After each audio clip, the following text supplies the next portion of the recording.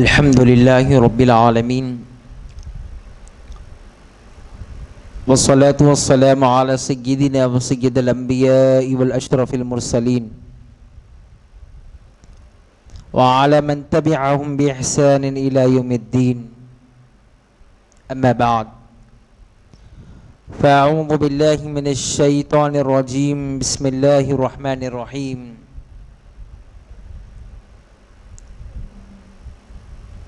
يا أيها الذين آمنوا كتب عليكم الصيام كما كتب على الذين من قبلكم لعلكم تتقون أياما معدودات فمن كان منكم مريضا أو على سفر فعدة من أيام أخر. آمنت بالله. صدق الله العظيم. وقال النبي صلى الله عليه وسلم: بني الإسلام على خمس: أول شهادة الله، أشهد أن لا إله إلا الله وأشهد أن محمدا عبده ورسوله، وإقام الصلاة وإيتاء الزكاة وصوم رمضان وحج بيت الله، أو كما قال على النبي صلى الله عليه وسلم. آمنت بالله وصدق رسول الله صلی اللہ علیہ وسلم. شمع رسالت کے پروانوں، میرے پیارے آقا صلی اللہ تعالی علیہ وسلم کے پیارے دیوانوں، بزرگان ملت، حاضرین و ناظرین و سامعین اکرام، السلام علیکم ورحمۃ اللہ وبرکاتہ. سب سے پہلے آئے بارگاہ رسالت میں آپ صلی اللہ علیہ وسلم میں نذران عقیدت جس طرح میں پڑھوں، میرے ساتھ مل کر آپ بھی پڑھیں. الصلاۃ والسلام علیک یا رسول اللہ، الصلاۃ والسلام علیک یا حبیب اللہ، الصلاۃ والسلام علیک یا نور اللہ صلی اللہ تعالی علیہ وسلم.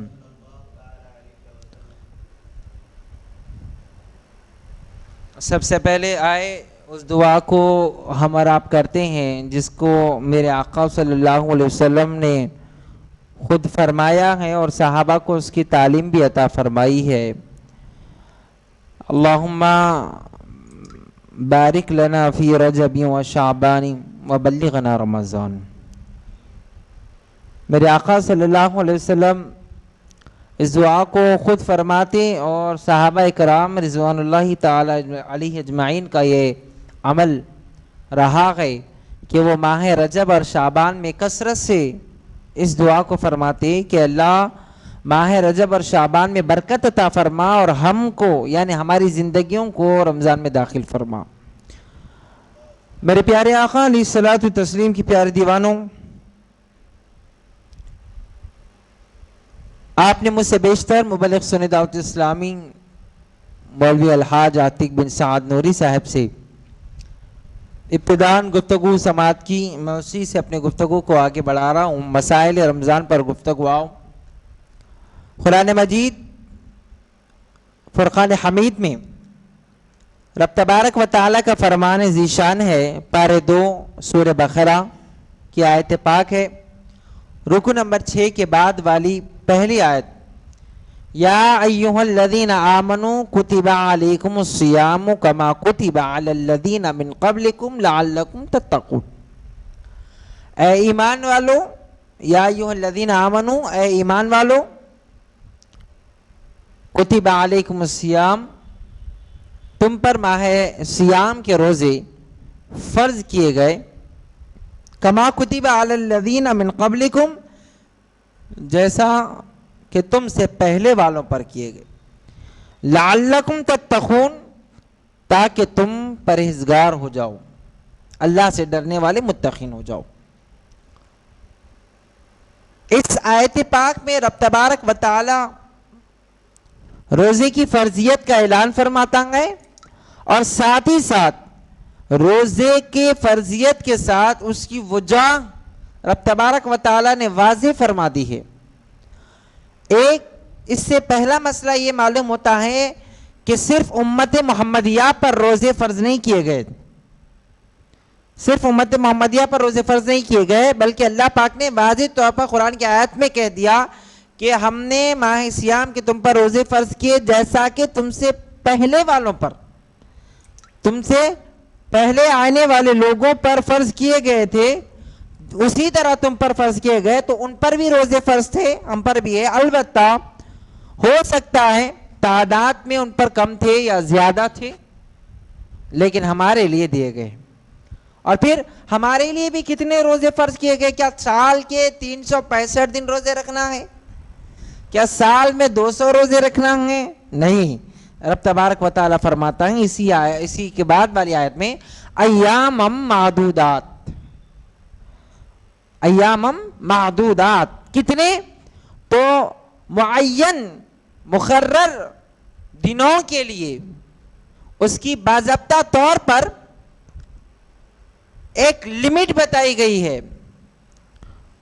ہمیشہ کے لیے روزے فرض نہیں ہے، بلکہ ایامہ معدودات، کچھ دنوں کے لیے ہے۔ وہ کچھ دن کتنے ہیں تو آپ اور ہم جانتے ہیں، چاند سے لے کر دوسرے چاند تک۔ سب سے پہلے روزے فرض ہونے کا جو ثبوت ہے وہ قرآن مجید سے ہمیں حاصل ہوتا ہے، اور فقہ کا ایک اصول ہے کہ جو چیز قرآن مجید سے واضح طور پر اس کی فرضیت ثابت ہو جاتی ہے تو پھر اس کو نسخ قطعی کہتے ہیں۔ یعنی اب اس کا انکار کرنا یہ کفر ہے، اور پھر چونکہ یہ نسخ قطعی قرآن سے ثابت ہو چکی ہیں، نہ تو اس کا انکار کیا جا سکتا ہے اور نہ ہی اب اس کے متعلق کسی قسم کی دوسری بحث کی جا سکتی ہے۔ اب آگے گفتگو کی جائے اسی آیت کے متعلق کہ روزے فرض کیے گئے جیسے پچھلے والوں پر کیے گئے تھے، وجہ بھی اللہ رب العزت نے بتائی لعلکم تتقون، تاکہ تم پرہیزگار ہو جاؤ، تاکہ تم متقیوں میں شامل ہو جاؤ، تاکہ تم اللہ سے ڈرنے والوں میں تم کو شامل کر دیا جائے۔ مفہوم میں نے بیان کیا مختلف۔ اب آپ اندازہ لگائے رب تبارک و تعالیٰ نے واضح طور پر روزے کی فرضیت کا اور فرض کرنے کی وجہ رب تبارک و تعالیٰ نے بتائی ہے۔ اس کی وجہ سب سے اہم یہ کہ تاکہ تم کو پرہیزگار کر دیا جائے۔ بندہ پرہیزگار کیسا ہوتا ہے تو آپ اندازہ لگائیے، ہر ایک کے لیے ہے۔ تمام عالم اسلام کا جو رہنے والا مسلمان ہے، دنیا کے کسی خطے میں رہتا ہو، حالانکہ وہ تسلسل کے ساتھ عبادتیں نہیں کرتا ہے یا عبادتوں کا پابند بھی نہیں ہے، ایسا بھی شخص جب ماہ رمضان المبارک کو پا لیتا ہے تو حتی الامکان گناہوں سے بچنے کی بھرپور کوشش کرتا ہے، چاہے دوسرے مہینوں میں وہ گناہوں سے بچنے کی کوشش کرتا ہو اور عبادتیں شاید تسلسل کے ساتھ کرتا ہو، یا اگر تسلسل کے ساتھ وہ نہیں کرتا ہے لیکن رمضان میں وہ بھرپور کوشش کرتا ہے ماہ رمضان میں کہ وہ مسلسل تسلسل کے ساتھ عبادت بھی کرے اور گناہوں سے بچتے بھی رہے۔ یہ پرہیزگاری ہے اور یہ وجہ ہی ہے قرآن مجید۔ اب میں مسائل کی طرف تیزی کے ساتھ آنا چاہ رہا ہوں، اور چونکہ اہم ترین مسائل ہے، سب سے پہلے روزے فرض کس کو کہتے ہیں اور فرض روزے کس پر واجب ہے، یعنی روزے رکھ کون سکتا ہے، کس پر روزے رکھنا شرط نہیں ہے۔ سب سے پہلے روزہ مسلمان پر فرض ہے۔ اگر کوئی غیر مسلم روزے کی طرح اگر وہ کچھ کھا پی نہ رہے تو اس کا روزے دار بھی نہیں کہیں گے، اس کا روزہ بھی نہیں کہا جائے گا۔ بعض ہمارے پاس کچھ لوگ ہیں جو غیر مسلمین، یقیناً کیونکہ روزے کے فائدے ہیں، یقیناً فائدے ہیں۔ حدیث پاک میں ابھی پڑھ رہا تھا، اللہ کے رسول صلی اللہ تعالی علیہ وسلم فرماتے ہیں، وہ یہ ہے، اللہ کے رسول صلی اللہ علیہ وسلم نے فرمایا کہ معدہ جو ہے، معدہ یہ بیماریوں کا گھر ہے، اور اکثر جو بیماریوں کی جو جڑ ہے وہ پیٹ یا معدے سے شروع ہوتی ہے۔ زیادہ تر بیماریاں آپ دیکھ لیں، تقریباً 70 سے 80% جو بیماری انسان کو ہوتی ہے وہ پیٹ کی خرابی کی وجہ سے ہوتی ہیں، پیٹ سے اس کا کنیکشن ہوتا ہے۔ اور اس کی وجہ بھی یہ ہے کہ ہم سال بھر تقریباً 11 مہینے ہمارے پاس کوئی ٹائم فکس نہیں ہے کوئی چیز کھانے اور پینے کا۔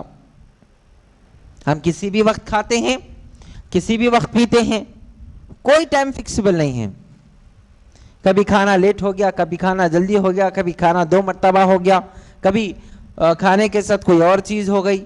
یہ فکسیبل نہیں ہے، چلتے رہتا ہے۔ اور جیسے ہی ہم کھاتے ہیں ہمارا معدہ ورک آؤٹ شروع کر دیتا ہے اس کو ہضم کرنے کے لیے، اس کو ڈائجیشن کرنے کے لیے اس کو کام شروع کر دیتا ہے، اور یہ سال کے 11 مہینے مسلسل کام کرتا ہے۔ آپ اندازہ لگائیں، ہم اور آپ ہیں ایک ساتھ مسلسل کام کرتے ہیں تو تھک جاتے ہیں۔ پیٹ کا بھی عالم وہی، معدے کا بھی عالم وہی ہے، وہ بھی تھک جاتا ہے اور پھر کمزور ہوتا ہے، اور کمزور ہونے سے بیماریاں شروع ہوتی ہے۔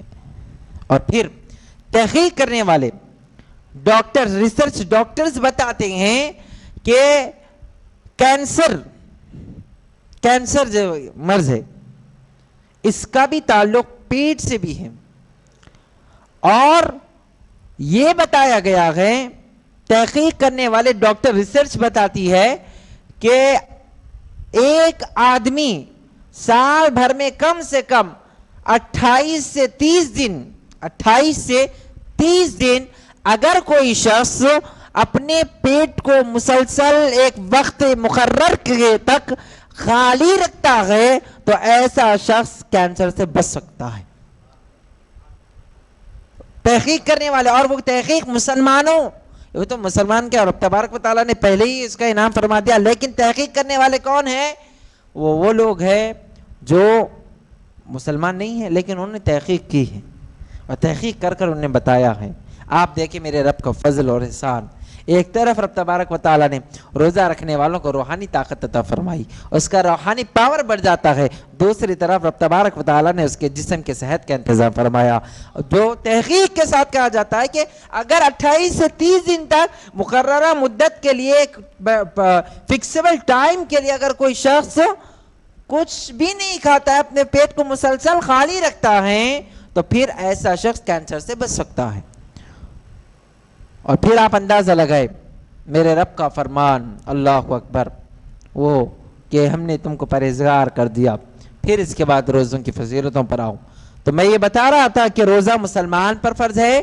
اگر کوئی غیر مسلم روزے کی طرح جو مسلمان رہتے ہیں کچھ نہ کھا کر رہتا ہے، تب وہ روزے دار نہیں ہے، ان کو روزے دار کہنا بھی درست نہیں ہے شرعاً، سب سے پہلے۔ دوسرا، عاقل ہونا اور بالغ ہونا، عاقل و بالغ پر روزہ شرط ہے، واجب ہے۔ عقل والا نہیں ہے، یعنی مجنون ہے، یا جنون کا اس کو چڑھ چکا ہے، یا پھر جس کو ہم دماغ سے کم ہونا کہتے ہیں، پاگل، ایسے شخص پر روزہ فرض نہیں ہے، واجب نہیں ہے، ٹھیک ہے۔ اسی طرح نابالغوں پر بھی روزہ واجب نہیں ہے، لیکن ہمارے پاس یہ اصول ہے اور ہمارے پاس یہ عادت ہے، ہمارے پاس ہم ہمارے چھوٹے چھوٹے بچوں کو جو رکھ سکتے ہیں، جو رکھنے کی کیپیبلٹی رکھتے ہیں، ہم انہیں عادتاً رکھاتے ہیں، لیکن شرط نہیں ہے۔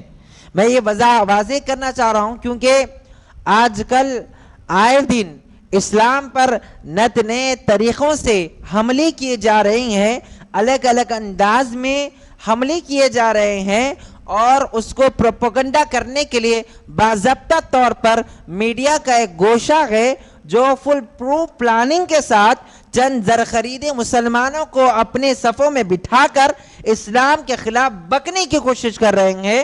شام 6 بجے ہلا بول سے لے کر رات 10 بجے دستک تک صرف یہی بتایا جا رہا ہے، بکے ہوئے لوگوں کو بٹھا کر، کہ اسلام ظلم کر رہا ہے، اسلام تشدد کر رہا ہے۔ ہو سکتا ہے کہ آئے دن وقت کے بدلتے ہوئے یہ گرگٹ کی طرح اپنے رنگوں کو بدل رہے ہیں، کہیں یہ نہ ہو کہ وہ یہ کہے کہ رمضان کے روزے مسلم بچوں پر یہ ظلم ہے، یہ عورتوں پر ظلم ہے، یہ دیکھیں یہ کیا ہو رہا ہے، یہ مسلمان بچوں پر ظلم ہو رہا ہے، اتنی شدید گرمی میں حکومت نے دن اسکول کے عادی کر دیے ہیں، فلاں سہولتیں دے رہی ہے، ایسے وقت میں اسلام ظلم کر رہا ہے، انہیں بھوکے پیاسے رہنے پر کہہ سکتے ہیں، کیونکہ ان کے پاس پیڈٹ بہت زیادہ ہے، ان کے پاس چند زرخرید مسلمان بھی ہے جو خرید کر بٹھائے جاتے ہیں اور وہ ان کی بولی بولتے ہیں۔ یہ ہو سکتا ہے، آپ نے ٹرپل طلاق پر ایسے ہی دیکھا، چند زرخرید بیٹھے تھے اور اسلام پر طنز ہو رہا تھا اور بیٹھ کر ان کی تائید کر رہے تھے۔ حجاب پر جب بات آئی تب بھی چند زرخرید بیٹھ کر ان کی ہی تائید کر، ہو سکتا ہے یہ بھی ہو، تو پہلے ہم واضح کر دیں۔ اور ہوتا کیا ہے ہمارے پاس مسئلہ یہ ہے، جب ایسا کچھ مسائل آتے ہیں تو ہمارے لوگ کیا کرتے ہیں، ان کا جواب دینے کے بجائے ہمارے پاس صرف ایک ہی کام یہ ہوتا ہے کہ اس کی ویڈیو ہم دوسرے کو بھیجتے ہیں اور یہ لکھ کر بھیجتے ہیں یہ ویڈیو فارورڈ مت کرو۔ اچھا، ہم خود بھیجتے ہیں اور بولتے ہیں اس کو مت دیکھو، اس ویڈیو کو جس میں اسلام کے خلاف بولا جا رہا ہے ہم ایک دوسرے کو بھیجتے ہیں اور بھیج کے بولتے ہیں ان کو زیادہ مت دیکھیے، ان کو فارورڈ مت کریے، مگر فارورڈ ہی ہم کر رہے ہیں۔ اور صرف فارورڈ کرنا جواب نہیں ہے، جواب ہمارے پاس موجود ہو، صرف فارورڈ کرنا ایک سوال کا جواب نہیں ہے، بلکہ ہمارے پاس تحقیقی گفتگو ہونا یہ بھی ہے ضروری ہے۔ روزہ جو ہے وہ نابالغوں پر فرض یا واجب نہیں ہے، بلکہ یہ بالغ ہونے کے بعد میں فرض ہے اور واجب ہے۔ نابالغ اگر رکھ لیتے ہیں یہ ان کا اختیار ہے، لیکن میں یہ نابالغوں کی بات کر رہا ہوں، چونکہ آج کل بڑے بڑے لوگ جو ریٹائر ہونے کے بعد بڑے بڑے عہدے رکھنے کے خواہش مند ہیں، وہ لوگ یہ کہہ رہے ہیں کہ اسلام میں کون سی چیز اسینشیل ہے اور کون سی چیز اسینشیل نہیں ہے، یعنی کون سی چیز لازم ہے کون سی چیز لازم نہیں ہے۔ یہ وہ لوگ بتا رہے ہیں جن کو اسلام کا الف بھی نہیں پتا ہے اور ان کو اسلام اور قرآن کے بارے میں ذری نالج نہیں ہے، وہ لوگ کہہ رہے ہیں کہ قرآن میں کوئی چیز اسینشیل ہے، اسلام میں نہیں ہے۔ الغرض میرے پیارے آقا علیہ السلام کے پیارے دیوانوں، یہ کام علماء اکرام کا ہے اور ہمارے لوگوں کو چاہیے کہ وہ علماء اکرام سے ان باتوں کو سنیں اور اس پر عمل کرے۔ اب میں آپ کو گفتگو پر آگے بڑھا رہا ہوں، وہ یہ ہے کہ نابالغوں پر روزہ واجب نہیں ہے، ان کو عادتاً رکھایا جاتا ہے، عادتاً رکھایا جاتا ہے۔ اگر کوئی نابالغ روزہ رکھ لے لیکن گرمی کی شدت سے یا بھوک کی شدت سے وہ کسی بھی وقت روزہ اگر ختم کر دیتا ہے تو اس کو اختیار ہے، نابالغ کے لیے، بالغوں کے لیے نہیں ہے، نابالغ کے لیے۔ بھوک لگ رہی تھی اسے، اس نے کھا لیا تو پھر وہ اس کا مسئلہ ہے، یہ مسئلہ یاد رکھے۔ اس کے ساتھ ساتھ وہ عورتیں، اس شریعت مطہرہ میں ان کے لیے بھی مسئلہ ہے، وہ عورتیں جو حاملہ ہے اور وہ عورتیں جن کے بچے بالکل چھوٹے ہیں اور وہ اپنی ماں کے دودھ پر ہیں، ایسی عورتوں کے لیے بھی یہ شریعت مطہرہ میں اجازت ہے، اگر انہیں مسئلہ یاد رکھ لیجئے، خاص طور پر حاملہ عورتوں کے لیے مسئلہ یہ ہے کہ وہ ان کے اوپر روزے رکھنا یہ ان کے اوپر ہے، اگر ان کی طبیعت اس قدر ہے کہ وہ بغیر کسی دشواری کے ساتھ رہ سکتی ہے تو پھر وہ روزے رکھیں گی، یا پھر ان کی طبیعت اس قدر خراب ہے کہ وہ نہیں رہ سکتی تو پھر وہ اس وقت کے روزے موقوف کرے گی، پھر بعد میں جب وہ مکمل طور پر ان تمام چیزوں سے فارغ ہو جائے، جب صحت اچھی ہو جائے تب وہ اس کے روزے رکھے گی۔ اسی طرح جو چھوٹے بالکل بچوں جن کے ہیں ان کے لیے شریعت مطہرہ میں ہے کہ ایسی مائیں جن کے بچوں کا انحصار ان کی دودھ پر ہے تو پھر ان کے لیے روزوں کا مسئلہ ہے اور ان کے لیے وہ روزے اب یہاں پہ آگے میں گفتگو کروں گا۔ اب روزے کے فرائض پر میں گفتگو کرنے کے لیے آ رہا ہوں، اور روزے کے فرائض کیا ہے؟ اکثر جو ہے ہمارے پاس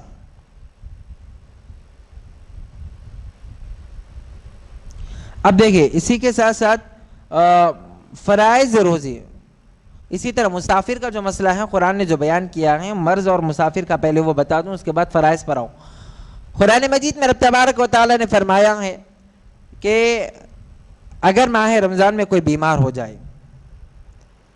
جائے یا سفر پر جائے تو ان کے لیے حکم دیا گیا ہے ایام اخر، یعنی بعد میں اس کو مکمل کر لے. بعد میں یعنی رمضان کے بعد اس ان روزوں کو جو روزے چھوٹ گئے ہیں بیماری کی وجہ سے یا سفر کی وجہ سے، تو پھر ان روزوں کو کر لیا جائے. یا پھر ماہ رمضان کے درمیان میں، یا پھر ایسا شخص ہے جس کی حالت بالکل اس طریقے کی ہے کہ وہ روزہ رکھ ہی نہیں سکتا، جس کو شیخ فانی کہا جاتا ہے، فقہ کی زبان میں شیخ فانی کے مسئلہ ہے. اس کے ساتھ ساتھ کہ ایسا شخص جس کی صحت ہونے کا کوئی بھروسہ نہیں، صحت ہونے کا، بیمار ہو گیا، صحت ہونے کی کوئی امید نہیں ہے، تو پھر اب اس کے روزوں کا مسئلہ کیا ہے؟ اب خاص طور پر جس طرح شوگر کا مسئلہ آج کل بہت زیادہ چل رہا ہے، ڈائبٹیز، یہ بھی مسئلہ اس زمرے میں علماء کرام نے بتایا ہے. ڈائبٹیز کے مریضوں کے لیے خاص طور پر ان کا شوگر لیول کنٹرول کرنا بہت ضروری ہے. اگر شوگر لیول بہت زیادہ بڑھ جائے یا ڈاؤن ہو جائے تو ان کی صحت پر بہت زیادہ اثر ہوتا ہے. اکثر ہم نے دیکھا ہے کہ بعض لوگ شوگر رہنے کے باوجود بھی وہ مکمل روزے رکھتے ہیں اپنی شوگر کو کنٹرول کرتے ہوئے. تو ایسے لوگ جن کی صحت اچھی رہتی ہے کنٹرول ہونے کے باوجود، تو وہ روزے رکھ سکتے ہیں. لیکن بعض حضرات ایسے ہیں جن کا شوگر لیول آپ کے روزے رکھنے سے بڑھ جاتا ہے یا گر جاتا ہے اور اس سے تحت متاثر ہونے کا اندیشہ ہے، تو پھر قرآن نے ان کے لیے مسئلہ بیان کیا، وَعَلَى الَّذِينَ يُطِيقُونَهُ فِدْيَةٌ طَعَامُ مِسْكِينٍ. کہا گا کہ ایسے لوگوں کے لیے مسئلہ ہے کہ وہ مسکین کو 2 وقت کھانا کھلائے، سحر میں اور افطار میں. تو پھر اس کا یہ روزے کا فدیہ ہے، یہ کفارہ ہے، یہ اس کا فدیہ کہا جاتا ہے، یہ اس کا بدل ہے. لیکن کس کے لیے ہے؟ جو بالکل نہیں رہ سکتا، یہ اس کے لیے ہے.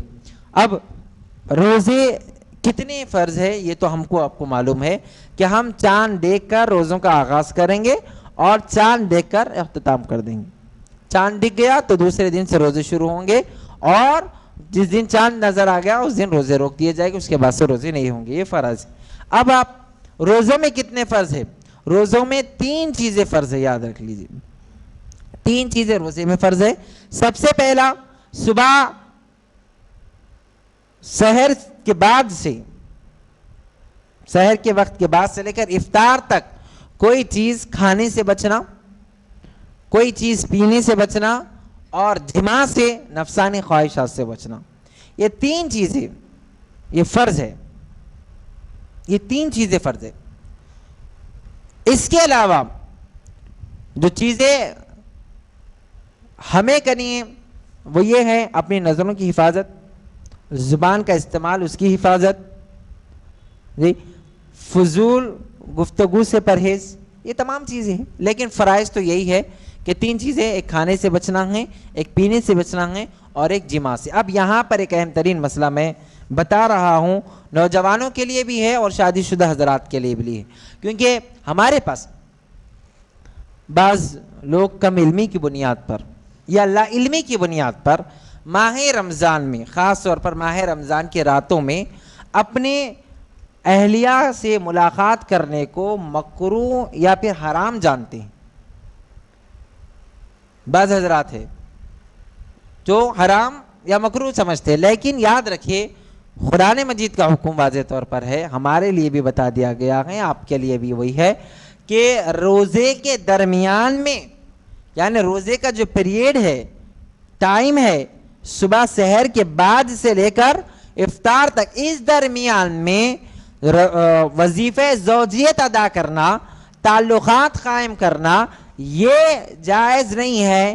لیکن افطار کے بعد رمضان کی راتوں میں اپنی اہلیہ کے ساتھ وہ وظیفہ زوجیت ادا کرنا یہ کوئی حرام یا ناجائز نہیں ہے، بلکہ بالکل جائز ہے اور درست ہے. اور یہاں تک کہ میں نے چند اقوال میں جو مولا علی رضی اللہ تعالیٰ عنہ کے ہیں، اور پھر اللہ کے رسول علیہ السلام نے جو حضرت مولا علی رضی اللہ تعالیٰ عنہ کو نصیحت فرمائی ہے، اس میں پڑھا گئے کہ مولا علی سے آقا علیہ السلام نے باضابطہ فرمایا کہ اہلی رمضان کی راتوں میں آخری پہر کے سے پہلے اپنی اہلیہ سے، اپنے بیوی سے ملاقات کرو. اگر اس سے تمہیں اولاد ہوگی تو وہ نیک ہوگی، پرہیزگار ہوگی، متقی ہوگی. مگر ہمارے پاس کم علمی کی بنیاد پر لوگ اس کو حرام سمجھتے ہیں اور اپنی بیویوں کو نہ اپنے قریب آنے دیتے ہیں اور نہ وہ ان کے قریب جاتے ہیں اور سختی کے ساتھ اس کو یہ کیا جاتا ہے. تو پہلی سے چیز یاد رکھ لیں، یہ بالکل غلط ہے. رمضان کے راتوں میں بھی ملنا درست ہے، اس کا مسئلہ. اب آپ آئے روزے کے فرائض پر ہم نے گفتگو کی، جتنی چیزیں روزے کی فرض تھی. اب روزے کے مکروہات یا مسنون و مستحبات پر آئے. کیا چیزیں روزے میں کرنا چاہیے؟ سب سے پہلے سحری ہے. سحری کرنا یہ سنت ہے، اور یہ رمضان کے روزوں کے لیے جو ہے اگر کوئی شخص سحری نہ بھی کرے تو اس کو روزہ رکھنا لازم ہے. سحری سنت ہے، اور آقا علیہ الصلوۃ والتسلیم نے سحری کو سنت فرمایا اور کہا کہ سنت میں آقا علیہ الصلوۃ والتسلیم کی ہر سنت میں اللہ رب العزت نے برکت عطا فرمائی ہے. ہر سنت میں برکت ہے. البتہ نفل روزوں میں جو ہے، نفل جو روزے ہم اکثر رہتے لوگ زبردستی کی نفل روزے رکھنے کی کوشش کرتے، جب فرائض کی بات آتی ہیں تو تب پیچھے ہٹنے. نفل روزوں میں زبردستی کوشش کرتے ہیں کہ نفل رہیں گے، اور جب کہ سحری بھی نہیں کی تھی تب بھی رہنے کی کوشش کریں گے نفل روزے. ہمارے لوگوں کی عادت ہے یہ کہ نفل روزے کے لیے سحری کا کھانا دیکھیں یہ بے حد ضروری ہے. لیکن رمضان کے روزوں کے لیے اگر آپ سحر نہیں بھی کرتے ہیں تو پھر بھی آپ کو روزہ ہر حال میں رکھنا ہی ہے. ہر حال میں سحری کرنا یہ سنت ہے. اور پھر اس کے ساتھ ساتھ رات سے روزے کی نیت کرنا. اب یہ مسئلہ بھی بے حد ضروری ہے کہ روزے کی نیت کرنا یہ فرض ہے کہ واجب ہے کہ سنت ہے کہ مستحب ہے. تو یاد رکھ لیے روزہ رکھنا فرض ہے، اور ہمارے پاس جو نیت ہے امام اعظم کے نزدیک نیت دلی ارادے کا نام ہے. آپ نے دل میں جو ارادہ کیا اسی کا نام نیت ہے، اسی کا نام نیت ہے. لیکن اگر زبان سے بھی ادا کر لے تو دل اور زبان دونوں میں موافقت پیدا ہو جائے، یعنی دونوں ایک ہی ہو جائے، یہ بہتر ہے. لیکن اگر کسی نے صرف دل میں ارادہ کیا تھا اور زبان سے نہیں کیا تھا تب بھی اس کا روزہ درست ہے، زبان سے کر لے تو اور بہتر ہے. لیکن اگر کسی نے بالکل نیت ہی نہیں کی تھی تو اس کا روزہ نہیں ہوگا. بالکل نیت ہی نہیں کی تھی، یا نیت تو کر لی تھی لیکن نیت کرتے وقت میں اس کی نیت آدھی تھی. ہوتا نا لوگوں کا، کھا تو لے رہا ہوں بھائی مگر زیادہ ہوا تو پھر نہیں ہو سکتا میرے سے. تو یہ اللہ رب العزت کو پہلے سے کہہ دیا، آوان کیا جا رہا، دیکھیے رہ رہا ہوں تو صحیح، مگر اگر نہیں ہوا میرے سے تو میں چھوڑ بھی سکتا ہوں. ایسا نہیں ہو سکتا. نیت آپ دلی ارادے سے ہی کریں گے. اور نیت کا وقت کیا ہے؟ نیت کا وقت رات میں مغرب کے بعد سے ہی آپ شروع ہو جا سکتے ہیں. آپ مغرب کے ساتھ ہی آپ دوسرے دن کے روزے کی نیت کر سکتے ہیں. اور یہ بھی مسئلہ ہے، لوگ کہتے ہیں نیت اگر کر لی جائے تو اس وقت سے روزہ شروع ہو جاتا ہے. نہیں، ایسا بھی نہیں ہے، ایسا بھی نہیں ہے. اور بعض حضرات جو ہے وہ اچھے خاصے علماء کے ساتھ بیٹھنے کے باوجود بھی زبردستی لوگوں کو ٹی وی پہ پڑھاتے، پڑھ لیجئے، دعا پڑھ لیجئے، وقت ختم ہو رہا ہے پڑھ لیجئے. اب حالانکہ 1 منٹ یا پھر 1 منٹ سے کچھ وقت پہلے باقی رہتا ہے، لوگوں کو پڑھا کے بولتے اب اس کے بعد آپ کھا ہی نہیں سکتے. ایسا مسئلہ نہیں ہے. آپ نے نیت کر لی ہے، نیت تو آپ کی ہو گئی، لیکن روزہ اسی وقت سے شروع ہوگا جب روزے کا وقت ہے. آپ رات میں بھی نیت کر سکتے، یعنی میں کل کا روزہ رکھوں گا، یہ نیت ہو گئی آپ کی، بس کافی. لیکن روزہ تو جب ہی شروع ہوگا جب روزے کا وقت شروع ہوگا. واضح ہے، کلیئر بات ہے. یہ مسئلہ آپ ذہن میں رکھیں. اب روزہ کا نیت اگر آپ نے سحری میں نہیں کی تھی اور آپ اٹھے 10 بجے، سحری کر لی لیکن نیت کرنا آپ سے بھول گئے تھے. حالانکہ سحری کرنا یہ نیت کے ہی مقام ہے کہ لوگ عام دنوں میں 4 بجے 5 بجے اٹھ کر کھانا کھاتے ہی نہیں. ایسا ہوتا ہے کیا؟ نہیں ہوتا ہے. اگر ایسا کیا جائے تو ایک آدھ دن برداشت کریں گے گھر والے، اس سے زیادہ اگر ہو تو بولیں گے کیا مسئلہ ہے. عام دنوں میں تو نہیں ہوتا، لیکن رمضان میں ہم خاص طور پر باضابطہ اٹھ کر 4 بجے کھاتے ہیں تو یہ نیت ہی ہے کہ ہم روزہ رکھنے والے ہیں. تو یہاں پر نیت تو ہو ہی گئی، لیکن سحری کے فوراً بعد آپ زبان سے بھی اس کا اقرار کر لے، بہتر ہے. لیکن اگر کوئی نہیں کرے اور اٹھنے کے بعد سو گئے تھے، 10 بجے اٹھے اور ابھی تک کچھ نہیں کھایا تھا، سحری کے بعد سے کچھ بھی نہیں کھایا تھا، تو وہ نیت کر لیں، ان کا روزہ درست ہے. 12 بجے چاہے تب بھی کر سکتے، لیکن آمدن اس میں تاخیر کرنا یہ غیر درست ہے، ایسا نہیں کرنا چاہیے. اور پھر اگر کسی کا سحری کے وقت میں ارادہ ہی نہیں تھا روزہ رکھنے کا، ارادہ ہی نہیں تھا، اور پھر وہ کر رہا ہے ایسی اور نیت بھی نہیں کی اس نے، تو پھر اس کا روزہ نہیں ہوگا، یاد رکھ لیجیے آپ۔ اس کے بعد افطار میں جلدی کرنا یہ سنت ہے، جبکہ سحری میں تاخیر کرنے کا حکم ہے۔ سحر میں تاخیر کرنے کا حکم ہے۔ تاخیر سے مراد ایسا نہیں کہ وقت ختم ہو جائے اور کھاتے ہی رہے۔ افطار میں جلدی کرنے کا مطلب یہ نہیں کہ وقت ہی شروع نہ ہو اور ہم کھانا شروع کر دیں، نہیں، بلکہ وقت ہونے کا آخر وقت تک کھائے، یعنی سحر میں آخر وقت جو وقت ختم ہے اس وقت تک کھائے، یہ اجازت ہے۔ اور افطار میں جلد کرنے کا حکم ہے کہ وقت شروع ہونے کے ساتھ ہی کر لے، لیکن اس کا مطلب چند لوگ الگ ہی طریقے سے پیش کرتے ہیں۔ افطار میں تاخیر کرو تو کیا فجر کے وقت تک کھائیں گے؟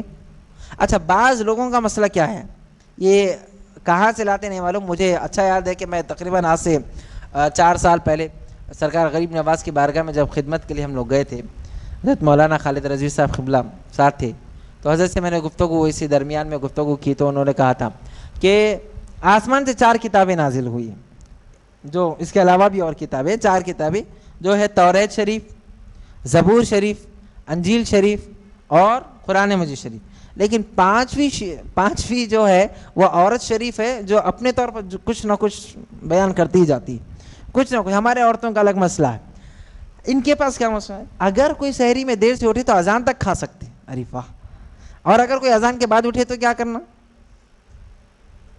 انہیں نماز کے بعد، اگر کوئی نماز کے بعد اٹھا تو کھا سکتے، نہیں، مسئلہ نہیں ہے، وقت ختم ہو گیا، آپ دیر سے اٹھے وہ آپ کی پرابلم ہے، ایسا تھوڑی ہے کہ آپ پہلے اٹھ گئے تھے تو آپ کے پہلے اٹھنے سے پہلے سورج نکل گیا، ایسا تو نہیں ہے، وقت مقررہ پر تمام چیزیں ہو رہی ہیں، آپ نہیں اٹھے یہ آپ کی پرابلم ہے۔ تو لوگ کیا کرتے ہیں، یہاں ہیلے بناتے ہیں، نہیں انہوں دیر سے اٹھے نا، انہوں اذان تک کھا سکتے، واہ، روزہ ہی نہیں ہوتا، اذان تک کھاؤ، جماعت تک کھاؤ، نماز کے بعد بھی کھاؤ، روزہ ہی نہیں ہوتا، یاد رکھ لے۔ سحر کا جو وقت ہے وہ معین ہے، اس کے بعد ہرگز کھایا نہیں جا سکتا، ہرگز نہیں کھایا جا سکتا۔ پھر ہمارے لوگوں کیا کرتے والو دیکھتے، ارے ابھی وہاں کی سائرن نہیں ہوئی، وہاں کھاؤ، وہاں کی ابھی سائرن باقی ہے، نہیں، یہ بھی بالکل غیر درست ہے۔ آپ جس علاقے میں ہیں وہ اس علاقے کی مسجد کا آپ رکھیں، اگر مسجد میں بھی تاخیر ہو رہی ہے تو آپ اپنے گھر کی اپنے گھڑی کا استعمال کریں، اور جو معین وقت ہے اسی میں ہی سحر بھی کرے افطار بھی کرے، سحر بھی کرے افطار بھی کرے، اسی دیکھ کر، آس پاس بھی دیکھ کر نہیں، کیونکہ آس پاس بھی آج کل لوگ تاخیر سے سائرن دے رہے ہیں اور جلد سائرن دینے کی کوشش کر رہے ہیں، اس لیے آج سب سے بہتر ہے کہ اسی لیے ہم وہ دیکھیں۔ اور خاص طور پر یہ احتیاط کی ضرورت ہے، افطار کا جب آپ کو کارڈ دیا جا رہا ہے آج کل، اس کارڈ کو دیکھ کر پہلے یہ دیکھ لیا جائے کہ یہ ہے کس کا، کیونکہ آج کل چند لوگ بدمعاشی کے طور پر اس کارڈ میں وقت کو بلا وجہ تاخیر سے سحر میں آگے کر رہے ہیں اور افطار میں جلدی کر رہے ہیں، 5 سے 7 منٹ کا اس میں وقفہ رہ رہا ہے، تو ایسے ہی بالکل نہ دیکھیں بالکل۔ اور ہو سکے تو جامعہ نظامیہ کا جو آپ کے پاس کارڈ ہے بالکل نمازوں کے ساتھ سحر کے وقت کے ساتھ ہوتا ہے، وہ آپ اس کو کسی بھی جگہ سے اس کو فارورڈ کرتے ہوئے ڈاؤن لوڈ کر لے سکتے ہیں، اس کو ہمیشہ رکھ لیں تاکہ اس میں ہمیشہ سال بھر آپ جب بھی سحری کرنا چاہے اس میں وقت موجود ہے، سال بھر جب بھی آپ افطار کرنا چاہے موجود ہے، ضرورت ہی نہیں پڑتی، سال بھر کا موجود ہوتا ہے، اور ہر سال کا اس میں جو ٹائم اور شیڈیول ہے وہ فکس ہے، اس میں آپ دیکھ کر کر سکتے ہیں، وہ بہتر سب سے اہم ہے، اس کو دیکھیں، کیونکہ بہت سارے ہم نے دیکھے ہیں لوگ مسلمانوں کے اور اہل سنت والجماعت کے بھیس میں آ کر اس طریقے سے کوشش کر رہے ہیں کہ روزوں کو غارت کر دیا جائے۔ آپ اندازہ لگائے کہ آپ نے پونے 14 گھنٹے آپ نے روزہ رکھا، تقریباً 14 گھنٹے کا روزہ ہے، 13 گھنٹے 45 منٹ اور 50 منٹ روزہ رکھا، اور آپ کی استطاعت ہے اگر اور 1 گھنٹہ بھی ہو تو آپ روزہ رکھ سکتے ہیں۔ ہمارا جو تعلق ہے وہ وقت سے نہیں ہے، روزے کا جو تعلق ہے وہ ٹائم سے نہیں ہے، بلکہ روزے کا تعلق رب کے حکم سے ہے، جب حکم ہوگا کھانا روک دیں گے، جب حکم ہوگا کھانا شروع کریں گے، وقت سے تعین نہیں ہے ہمارے روزوں کا، وقت سے تعین، جب اللہ کا حکم ہوا ہم نے کھانا روک دیا، اور جب حکم ہوا کھانا شروع کر دیا۔ تو 5 منٹ 7 منٹ کا جو مسئلہ ہے اس میں لوگ روزوں کو غارت کر رہے ہیں، اس سے بچے. یہ مسئلہ اہم ترین ضروری تھا. نیت کے بارے میں بھی آپ نے سماعت کر لیا. اب اس کے بعد میں جو چیزیں سنت اور مستحب ہے، اکثر لوگ یہ کہتے ہیں کہ اگر دوران روزہ کوئی افطار کی دعا پڑھ لے تو اس سے روزہ ختم ہو جاتا ہے. نہیں، بالکل نہیں ہوتا. یہ ایک عمل ہے مبارک. اور پھر اب ایک مسئلہ بھی ہے کہ افطار کی دعا کرنا کب، پہلے کرنا کہ بعد میں کرنا. دیکھیے جو افطار کی دعا کے جو لفظ ہیں، الفاظ ہیں، ان کے جو معنی ہیں وہ پورے صیغے جو ہے یہ پاسٹ کے آتے ہیں، یعنی کام آپ نے کر لیا بعد میں اس کا ذکر کر رہے ہیں. جیسے اللہم لکا صمتو، اے اللہ میں نے روزہ رکھا. رکھا کے معنی کیا ہے؟ رکھا تھا، اب نہیں ہے. وَبِكَ آمَنْتُ، اور تجھ پر ایمان لایا. کب لایا؟ لا لیا، اب اس کا اعلان ہو رہا ہے. وَعَلَيْكَ تَوَكَّلْتُ، اور تجھ پر بھروسہ کیا، یعنی وہ ہو گیا اول. وَعَلَى رِزْقِكَ أَفْطَرْتُ، اور تیرے دیے ہوئے رزق افطار کیا. کیا کہ میں نے کیا ہے؟ جو کام ہو گیا اس کا ذکر کیا جا رہا ہے. لیکن اب مسئلہ یہ بھی سن لیجئے، اصول ہے فقہ کا کہ اگر کوئی چیز مسائل میں یہاں پہ جو بات ہے اگر رائج ہو جائے شہر پر یا ایک علاقے پر رائج ہو جائے، جس طرح ہمارے پاس یہ دعا ہم افطار سے پہلے پڑھتے ہیں، افطار سے پہلے پڑھ کے ہم کھجور کھاتے ہیں، یہ ہمارے پاس یہ رواج بن چکا ہے. اگر اس پر بھی کوئی عمل کرتا ہے تو یہ غلط نہیں ہے، بالکل درست ہے. اب ایک بہترین مسئلہ میں بتا دوں، اب وہ کریں. ہم روزہ نے اللہ کے لیے رکھا تو آپ سب سے پہلے بسم اللہ الرحمن الرحیم پڑھ کر آپ آدھا کھجور کھا لے آپ بسم اللہ الرحمن الرحیم پڑھ کر کھا لے. اس کے بعد اب جو آدھا کھجور بچا ہوا ہے اس پر آپ دعا پڑھ کے وہ بھی کھا لے. اللہ کا نام لے کر پہلے وہ بھی سنت ادا ہو گئی اور پھر جو ہمارا طریقہ ہے وہ بھی ادا ہو گیا، دونوں طریقے ادا ہو گئے. بسم اللہ الرحمن الرحیم پڑھے اور کھا لے، اس کے بعد دعا کر لے. یہ دو بہترین طریقہ ہے، یہ عمل مستحب ہے. اور اگر کوئی دوران روزہ بھی اگر کوئی دعا پڑھتا ہے تو اس سے روزہ نہیں ٹوٹتا، روزہ نہیں ختم ہوتا. اور لوگ ٹوٹنا کہتے ہیں تو ٹوٹنا ایسا کوئی لفظ نہیں ہے، توڑ دینا وہ ایک الگ مسئلہ ہے، لیکن ٹوٹنا نہیں مسئلہ ہے. اب ایک بات اس پر میں آ کر ختم کر رہا ہوں اور اس کے بعد پھر جن چیزوں سے روزہ ٹوٹ جاتا ہے وہ اس پر گفتگو آ رہا ہوں. آپ نے یہ سماعت کر لیا ان روزوں کے بارے میں. اب جن چیزوں سے روزہ ٹوٹ جاتا ہے وہ کیا ہے؟ دیکھیں مفتیات روزے میں وہ چیزیں ہیں، کسی روزے دار کا قصداً جان بوجھ کر کوئی ایسی چیز کا کھا پی لینا جانتے ہوئے یا پھر جانتے ہوئے کہ وہ روزے سے ہے، اپنی شہوت سے فارغ ہونا، اس سے اس کا روزہ ٹوٹ جاتا ہے.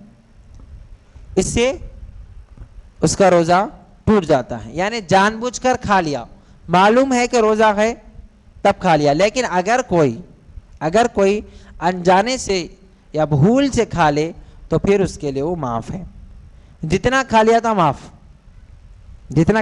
معاف، لیکن یاد آ گیا تو فوراً روک دینے کا حکم ہے. مثال کے طور پر آپ کھا رہے تھے، پانی کا اپنے بوتل لے لیا، بھول گئے تھا، کوئی ایک گھٹ پی لیا، دوسرا پی لیا، تیسرا اس کے منہ میں تھا اور یاد آیا تو اب کیا کریں؟ ہو گیا نا کیسا، یہ بھی اندر کر لوں گا. اگر وہ پانی اندر ہوگا تو روزہ باہر ہو جائے گا. جیسے یاد آئے گا آپ کو وہ پانی واپس کر دینا ہے، ذرہ برابر بھی نہیں کر سکتا. اب دیکھیں سامنے والا اگر یاد دلا دے تب بھی وہی مسئلہ ہے. لیکن اب دیکھیں شریعت مطہرہ میں کیا مسئلہ ہے. کوئی انتہائی بیمار ہے یا ضعیف ہے ہمارا بھائی، اگر وہ بھول سے کھا رہا ہے، آپ کو یقین ہے کہ وہ بھول سے کھا رہا ہے، تو پھر ایسے شخص کو بولنے کا بھی حکم نہیں ہے، خاموش رہنے کا حکم ہے. یہ شریعت کا مسئلہ ہے. لیکن ایسا نہیں کہ میں بھولا تو خاموش بیٹھ جا، تو بھولا تو میں خاموش بیٹھ جا، اس کی طبیعت کو دیکھ کر بولی. ایسا مسئلہ بھی نہیں ہے کہ میں بھول جاتا ہوں تم خاموش بیٹھ جاؤ، یا پھر آپ بھولے وقت میں خاموش بیٹھ جاتا ہوں، ایسا بھی نہیں ہو سکتا. اب دیکھیں اس کے ساتھ ساتھ بھول کر اگر کوئی کھا لے تو اس کے لیے معافی ہے. اور حدیث پاک میں واضح طور پر آیا ہے، اللہ کے رسول علیہ السلام فرماتے ہیں کہ جو روزے میں بھول کر کھا پی لیتا ہے، دراصل اس کو اللہ کھلاتا اور پلاتا ہے۔ بھول جانا یہ غلطی نہیں ہے، اس سے بھی ثابت ہے، بھولنا کوئی خطا نہیں ہے، غلطی نہیں ہے، یہ اس سے بھی مسئلہ معلوم ہوتا ہے۔ اب اس کے ساتھ ساتھ مفسدات میں یہاں پر یہ کئی قصداً جماع کرنا، یعنی اپنی بیوی سے حالت روزے میں ہم بستری کرنا، یا پھر اپنی خواہشات کو لگانا اس کی وجہ سے، پھر یا سرما یا تیل لگانا یہ سمجھ کر کہ روزہ ٹوٹ گیا، یا جس کو حجامہ کرانا کہتے ہیں، یہ سوچ کر کہ اس سے روزہ ٹوٹ گیا اور میں یہ کر رہا ہوں، یہ کرنا بھی غیر درست ہے۔ یعنی سرما لگانے سے یا تیل لگانے سے روزہ نہیں ٹوٹتا، لیکن اکثر لوگ اگر یہ سمجھ کر کھا پی لیتے ہیں تو یہ غلط ہے، یہ نہیں کیا جا سکتا ہے۔ اب اس کے ساتھ ساتھ نوجوانوں کے لیے میں بتاؤں، نوجوانوں کا یہ سوال ہوتا ہے خاص طور پر کہ حالت روزے میں اگر احتلام ہو جاتا ہے، نائٹ فال جس کو کہتے ہیں، اگر ہو جائے تو اس کے لیے کیا مسئلہ ہے؟ یہ مسئلہ آپ سن لیں نوجوانوں کے لیے خاص طور پر، کہ حالت روزے میں یعنی آپ نے سحری کیا اور سحری کر کر آپ سو گئے اور اس کے بعد آپ کو نائٹ فال ہو گیا، احتلام ہو گیا، تو اس سے آپ کا روزہ نہیں ٹوٹتا، آپ کا روزہ برقرار ہے۔ چاہے وہ سحر کر کے سونے کے بعد احتلام ہو جائے، نائٹ فال ہو جائے، یا پھر ظہر کے بعد آپ سوئے تھے اس وقت آپ کو احتلام ہو جائے، یا پھر عصر کے بعد کچھ دیر کے لیے آپ سو گئے تھے تب ہو جائے، ایسی صورت میں بھی آپ کا روزہ باقی ہے، روزہ نہیں ٹوٹتا، صرف آپ کا غسل ختم ہو گیا، آپ کا غسل ختم ہوا، روزہ ختم نہیں ہوا، غسل ختم ہوا اور غسل ٹوٹ گیا، اب آپ غسل کر لیں گے، آپ ابھی بھی روزے میں شامل ہے اور روزہ برقرار ہے۔ ہمارے اکثر نوجوان اس سے غفلت میں ہیں اور یہ بہت زیادہ بے چینی بھی ہوتی ہے، یہ مسئلے بھی آپ کو ذہن میں رکھے۔ اب ایک ایسا شخص جو رات میں سو گیا تھا اور وہ رات میں اس کو نائٹ فال ہو گیا اور وہ اٹھا ایسے وقت میں کہ سحری کا وقت تھا اور وقت اس کے پاس بالکل کم تھا، یا تو وہ سحر کر سکتا تھا یا تو پھر وہ غسل کر سکتا تھا، اتنا وقت تھا، یا پھر کوئی شادی شدہ جوڑا ہے جو رات میں سو گئے اور ان پر غسل فرض ہو گیا اور وہ دیر سے جاگے ایسی حالت میں کہ یا تو وہ غسل کر سکے یا تو پھر وہ سحر کر سکے، ایسا وقت ٹائم نہیں ہے، آپ سمجھ رہے ہیں گفتگو، اس وقت میں تو ایسے وقت میں کریں گے کیا؟ پہلے اگر غسل کریں گے تو روزے کا وقت شروع ہو جائے گا، سحر کا وقت چلا جائے گا، اب ایسے وقت میں مسئلہ یہ ہے سحری کا کرنا کیا ہے، یہ سنت ہے اور روزے کے لیے یہ ضروری ہے، اسی لیے آپ کیا کریں گے، اپنے دونوں ہاتھ گھٹوں تک دھوئیں گے، وہ کپڑوں کو اتار دیں گے، طہارت وغیرہ سے فارغ ہوں گے اور پہلے آپ سحری کر لیں گے، سحری کھا لیں گے، اس کے بعد آپ غسل کر لیں گے، ٹھیک ہے؟ مسئلہ سمجھ گیا کہ اگر لیٹ تاخیر سے اٹھ رہے تو جان بوجھ کر کرنا غلط ہے، یعنی وقت رہ کر بھی کہ اتنا وقت ہے کہ میں غسل کرنے کے بعد بھی سحر کر سکتا ہوں، بلا وجہ تاخیر کرنا یہ غیر درست ہے اور یہ بالکل جائز نہیں ہے، لیکن اگر وقت بالکل نہیں ہے تو ایسی صورت میں وہ کر سکتا ہے، یہ شریعت مطہرہ کے اصول ہے۔ اسی کے ساتھ ساتھ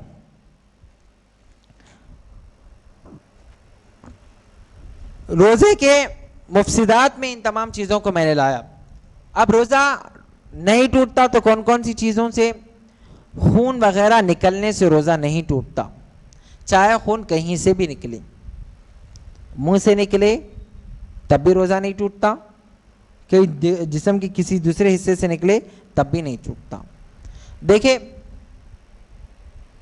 شریعت مطہرہ میں واضح طور پر مسئلہ بتا دیا گیا ہے، 3 جو مقامات ہیں، ان مقامات سے جسم کے اندر کوئی چیز نہیں جانا، یہ مسئلہ ہمارے پاس شریعت مطہرہ میں ہے، وہ یہ ہے ایک حلق کے، ایک ناک کے ذریعے اور تیسرا پاخانے کے مقام سے۔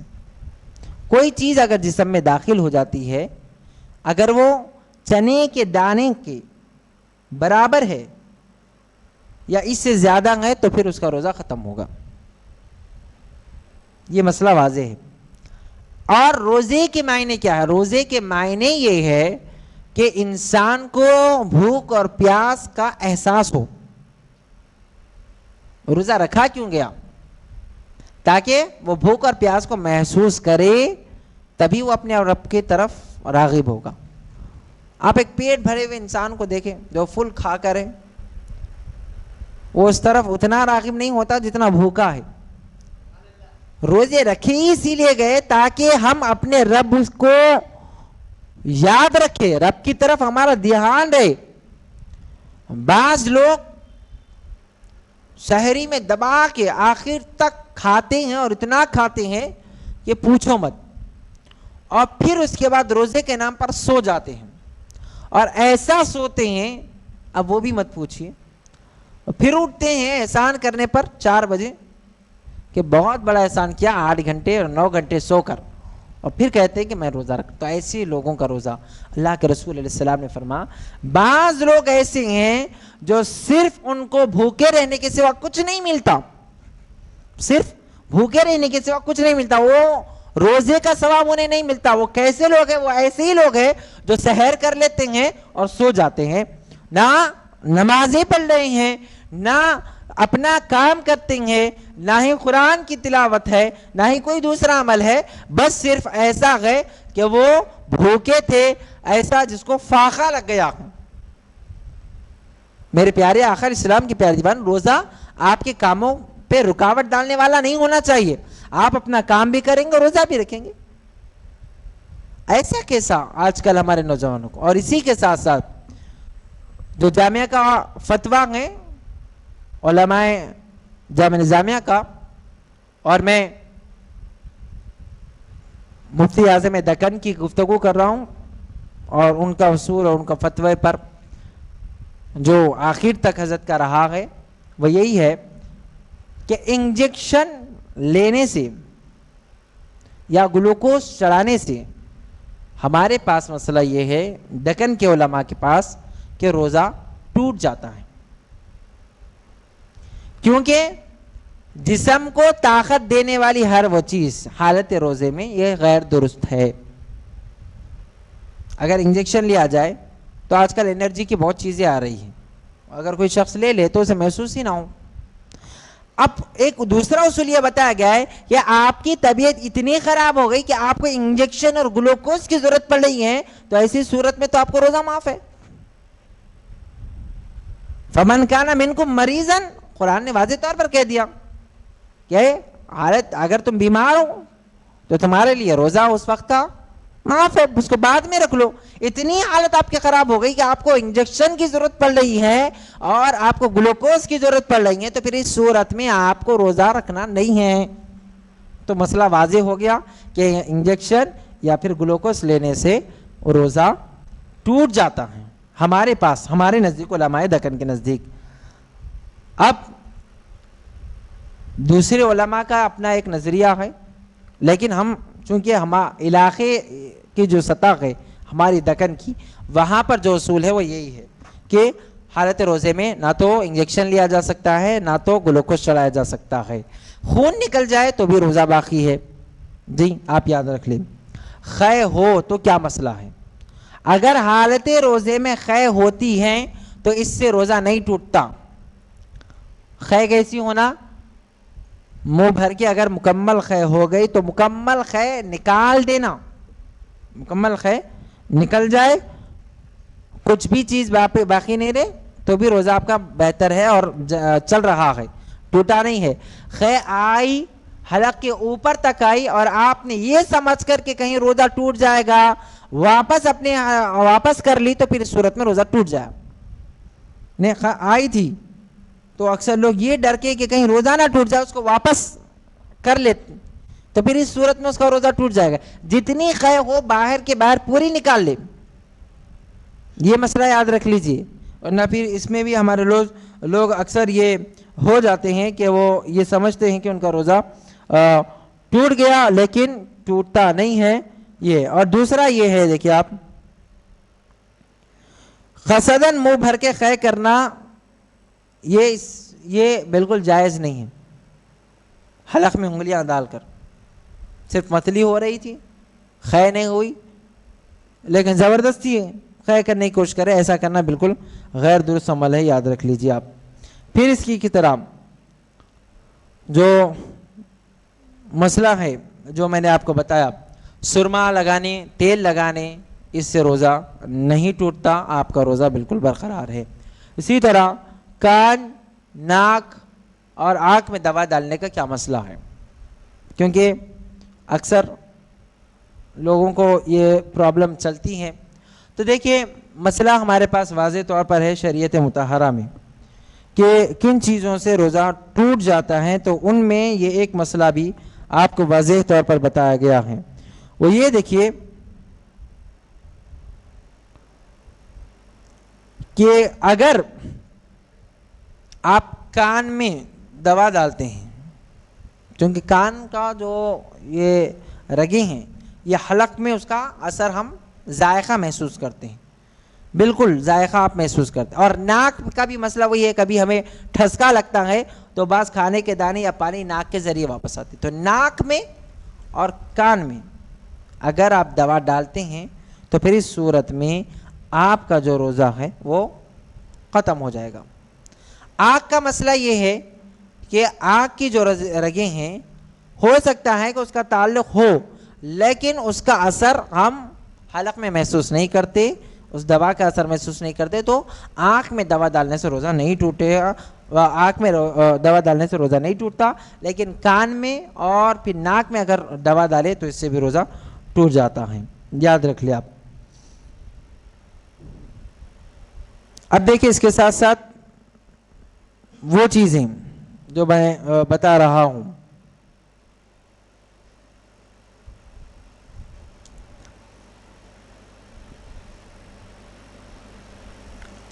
عورتوں کے لیے مسئلہ یہ ہے کہ اگر حالت روزے میں ان کے ایام شروع ہو جائے تو وہ روزے کو وہیں پر موقوف کر دیں گے, لیکن احتیاطی طور پر وہ اس دن بھر کوئی چیز لوگوں کے سامنے نہیں کھائیں گے. یہ تو یہ مسائل ہے ان کے لیے. لیکن عورتوں کے لیے بھی مسئلہ کیا ہے وہ یاد رکھ لیں.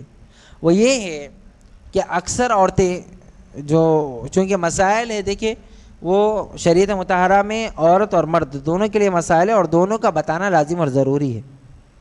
ایسا نہیں کہ مرد ہے تو ان کے سامنے عورتوں کے مسائل کیسے بتایا جائے, عورتیں ہیں تو ان کے سامنے مردوں کے کیسے بتایا جائے, ایسا نہیں ہو سکتا. شریعت کے جو اصول ہیں وہ دونوں کے لیے برابر ہے اور رکھنا بے حد ضروری ہے. عورتوں کے لیے اگر جو رمضان میں ان کے ایام آتے ہیں تو ان ایام میں جو روزے ان کے لیے جو اس وقت کے لیے معاف ہے وہ ہمیشہ کے لیے نہیں ہے, بلکہ رمضان کے بعد وہ ان کے پاک دنوں میں وہ روزے رکھیں گی, یہ ان کے لیے لازم ہے. لیکن نمازیں ان کے لیے معاف ہے, نمازیں معاف ہے لیکن روزے نہیں ہے. اکثر ہماری عورتیں روزوں اور نمازیں دونوں کو چھوڑ دیتی ہیں. تو خواتین کے لیے بھی ایک اہم ترین مسئلہ ہے, وہ ذہن میں رکھے ان مسئلوں کو. یہ چند اہم ترین ضروری روزے کے متعلق اہم ترین مسائل تھے جو میں نے آپ کے درمیان میں رکھے. ساتھ ہی ساتھ حالت روزے میں خوشبو کا سونگھنا کیسا ہے, عطر وغیرہ کا. تو دیکھیں عطر وغیرہ کو لگایا جا سکتا ہے, بالکل درست ہے, لیکن اس کو لگا کر ڈائریکٹ ناک کے ذریعے ناک کے سامنے رکھ کر کھینچنا ایسا کہ اس کی خوشبو پوری طور پر آپ کے دماغ تک چڑھ جائے, یہ غیر درست ہے. اس سے روزے پر اثر ہوگا. ایسا لگا کر کھینچ رہے ہیں تاکہ اس سے سکون حاصل کیا جائے تو یہ غلط نہیں, لیکن کہیں لگا ہے اور اس کی خوشبو محسوس کر رہے ہیں تو اس سے آپ کے روزے پر کوئی اثر نہیں ہے. اسی طرح اگربتی کا جو دھواں ہے وہ بھی اگر کہیں لگی ہے اور آپ تک اس کی خوشبو آ رہی ہے ٹھیک ہے, لیکن باضابطہ لگا کر بیٹھ کر اس کو سونگھنا یہ بھی غیر درست ہے. اسی طرح آپ یاد رکھ لیں کہ اکثر لوگ کا مسئلہ یہ ہے تھوک آتا ہے تو اس کو تھوکنا چاہیے کہ نگلنا چاہیے, یہ سب مسئلہ ہے اور لوگ اس میں پریشان رہتے ہیں اور یہ کوئی مسئلہ ہی نہیں ہے. دیکھیں باہر سے کوئی چیز حلق کے اندر جانا یہ غیر درست ہے, اس سے روزہ ٹوٹتا ہے. اللہ رب العزت نے ہمارے جو حلق ہے, ہمارا جو منہ ہے, اسی میں زبان کا انتظام کیا ہے اور رب کی قدرت ہے کہ اسی میں ایک قسم کے پانی کا بھی انتظام کیا ہے زبان میں. حالانکہ دیکھیں آپ کچی رہتی ہمیشہ, حالانکہ میں کوئی پانی نہیں پیا, تقریباً آدھے گھنٹے سے آپ سے گفتگو کر رہا ہوں, لیکن پھر بھی کچی ہے. وجہ کیا ہے؟ اللہ رب العزت نے ہمارے جسم میں یہ چیز کو کریٹ کیا ہے، وہ خالق کائنات ہے، تو تھوک بھی انسان کے پاس نکلتا ہے، اگر وہ نگلتا ہے تو اس سے اس کا روزہ نہیں ٹوٹتا، لیکن اس کو جمع کر اکثر لوگوں کا مسئلہ ہے، اس کو جمع کرتے ہیں اور ایک ساتھ اس کو، یہ مکروہ ہے، اور بار بار تھوکتے ہی رہنا، بعض لوگوں کو ہم نے دیکھا ہے وہ تھوکتے ہی پھرتے ہر جگہ، ایسا بھی مکروہ ہے۔ آپ کو اللہ رب العزت نے آپ تھوک آ رہا ہے اس کو نکلے، اس کی طرف ذہن نہیں، دیکھیے کوئی چیز کی طرف جب ہم مائنڈ لگا کے بیٹھتے ہیں تو وہ بار بار یاد آتا ہے مجھے تھوکنا ہے، تب وہ تھوکنے میں ہی اس کا پورا دن جائے گا، تو اس کی طرف ذہن ہی نہ رہے، بہتر ہے۔ تو یہ اہم ترین مسئلہ تھی، یہ چند اہم ترین گفتگو جو آپ کے سامنے میں نے رکھی ہے روزے کے متعلق خاص ہے، چند سوالات، اس کے بعد انشاءاللہ ذکر و دعا کی طرف آگے بڑھیں گے۔ حالت روزے میں پانی نہانے کا مسئلہ کیسا ہے؟ جیسے کہ میں نے بال کٹانا یا پانی نہانا، دیکھیں بال کٹانا بھی درست ہے، بالکل جائز ہے، کسی بھی وقت میں بال کٹائے جا سکتے ہیں، ایسا نہیں۔ اکثر لوگوں کا جو سوال ہے اس میں یہ مسئلہ ہے، لوگ کہتے ہیں 12 بجے سے پہلے کرا لینا، 12 کے بعد نہیں کرانا۔ دیکھیے شریعت جو احادیث کی روشنی، اس میں علماء نے وضاحت فرمائی کہ جسم کے ہر اعضاء جو ہے وہ روزہ رہتا ہے، یعنی آپ ہی نہیں ہے بلکہ آپ کا پورا جسم ہے، تو پورا جسم کے ہر اعضاء جو ہے وہ روزے سے، لیکن اس کا مطلب یہ نہیں ہے کہ بال نہیں کٹائے جا سکتے، یہ غیر درست ہے، بال کٹائے جا سکتے بالکل۔ اب اکثر لوگوں کا مسئلہ یہ آتا ہے کہ داڑھی کٹانا کیسا ہے، تو یاد رکھ لیجئے کوئی بھی عالم، کوئی بھی مفتی آپ کو رمضان ہو یا غیر رمضان ہو اس کا کوئی فتویٰ دے ہی نہیں سکتا۔ داڑھی کے متعلق، چہرے بنانے کے متعلق کوئی عالم، کوئی مفتی آپ کو فتویٰ نہیں دے سکتا، کیونکہ وہ سنت رسول صلی اللہ علیہ وسلم سے اور عین ثابت ہے، نہیں دیا جا سکتا۔ بال کٹانا ہے، اب آپ بال ہے، کہیں کے بھی بال ہے آپ کاٹ سکتے ہیں، اجازت ہے شریعت مطہرہ میں، تو پانی بھی نہایا جا سکتا ہے، بال بھی کٹائے جا سکتے ہیں، ناخن بھی کٹے جا سکتے ہیں، اس میں کوئی مسئلہ نہیں۔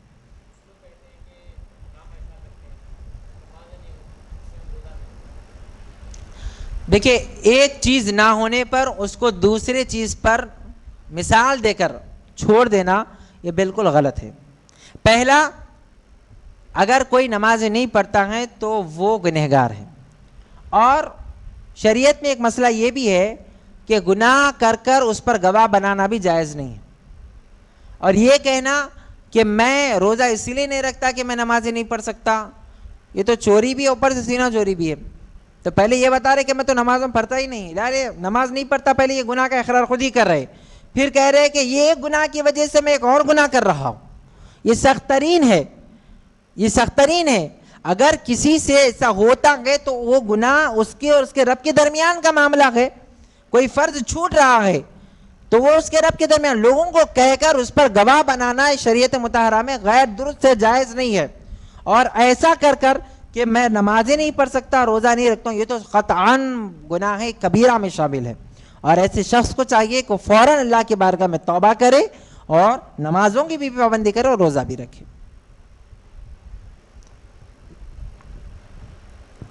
اسی کے ساتھ چند باتیں نماز تراویح کے متعلق آپ کو میں بتا دوں۔ نماز تراویح سنت مؤکدہ ہے، یہ فرض کفایہ نہیں ہے، یہ مسئلہ یاد رکھ لیجئے۔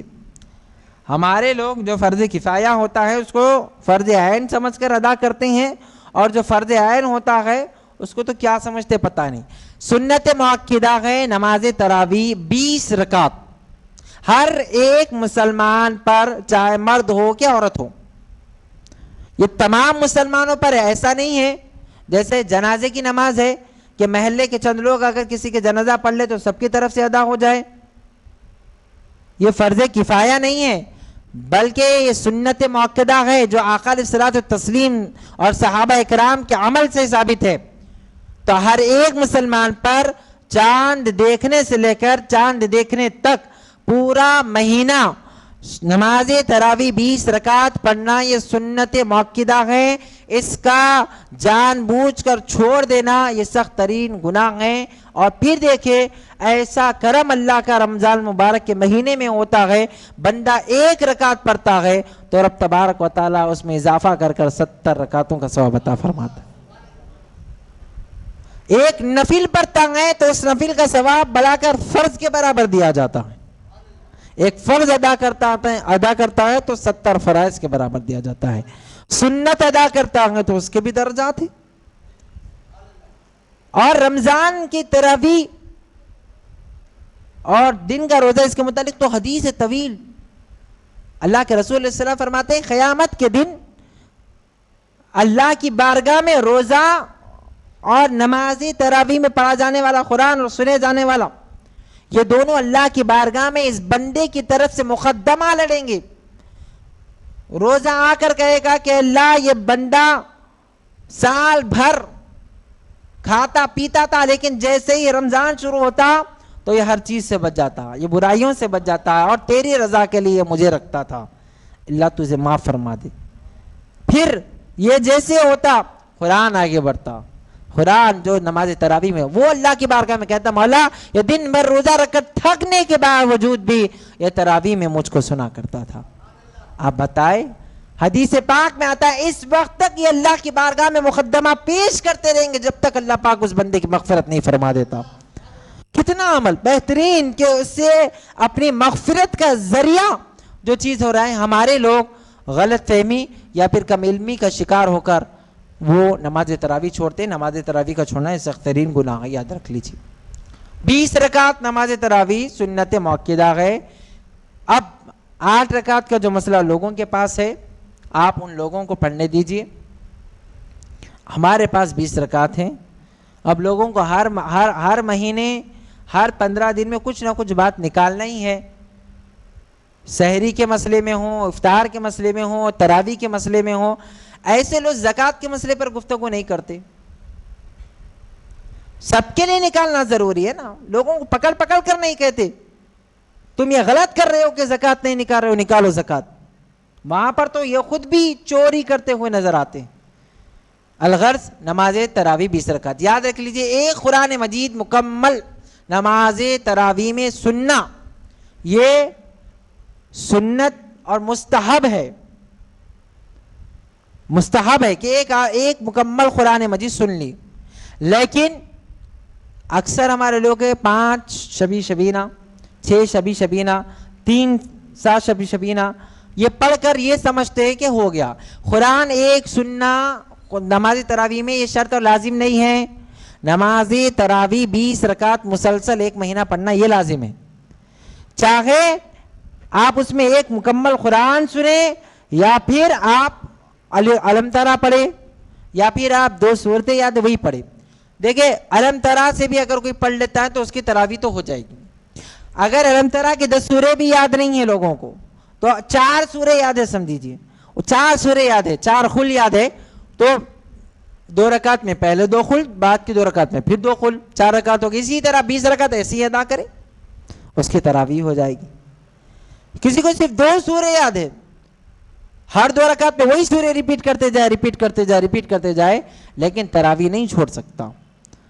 لوگ بہانے بناتے ہیں. وہ بہانے کیا ہے کہ ہم پورا قرآن نہیں سنے ہماری تراویح کیسے؟ نہیں، قرآن مجید تراویح میں قرآن مجید کا مکمل سننا شرط نہیں ہے بلکہ نمازی تراویح پڑھنا یہ ضروری ہے.